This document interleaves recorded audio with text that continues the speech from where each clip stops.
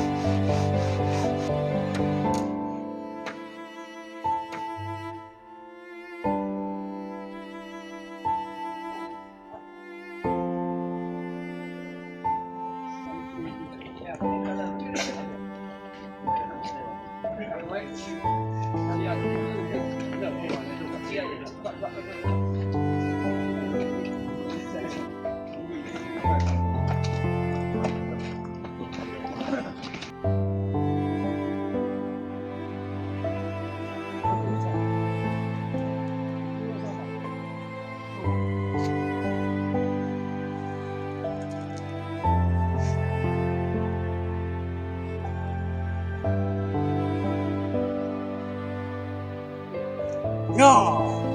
大有有呀。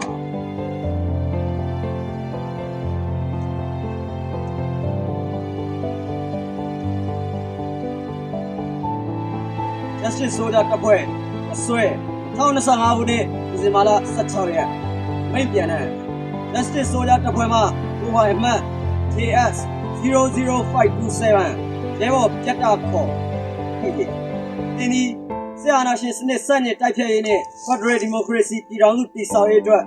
ရွတ်ချွန်ချွန်တိုက်ပွဲဝင်2025ခုနှစ်ဒီဇင်ဘာလ15ရက်ကမြင့်မြတ်စွာကြာဆုံးခဲ့သည်။ပြည်တော်တာဝန်များကိုခြေပေါ်သောထမ်းဆောင်ရင်းမိမိအသက်ကိုပေးလူသွားခဲ့သောတင်ဟာ Justice ဆိုတာတပ်ဖွဲ့ကဦးညွတ်ကွန်ပျူလိုက်ပါသည်။ရဲဘော်ပြတ်တာရဲစွာတပ်တီနဲ့စွန့်လွတ်စွန့်လာမှုတို့ကိုတင်းရဲဘော်ရဲဘများအစဉ်အောင်မေတ္တိရလျက်ပြည်သူတော်လှန်ရေးအောင်မြင်သည့်အထိဆက်လက်တိုက်ပွဲဝင်လာမည်ဟုပြသစာပြုပါသည်။မိုဘိုင်အမှတ် JS 00527ရဲဘော်ပြတ်တာတင်ဟာ2025ခုနှစ်ဒီဇင်ဘာလ16ရက်ဒီအမိန့်လာထုတ်ပြန်သည့်နေ့မှစ၍ Justice ဆိုတာတပ်ဖွဲ့တပ်ရင်အားမှထုတ်ပယ်လိုက်သည်။ရဲဘော်ဒီသွားလို့ရသွားနိုင်သည်။ရဲဘော်ကောင်းရသူတိလာပါသည်။အဲဆိုရင်တပ်ဖွဲ့မှု Justice ဆိုတာတပ်ဖွဲ့You yo yo yo oh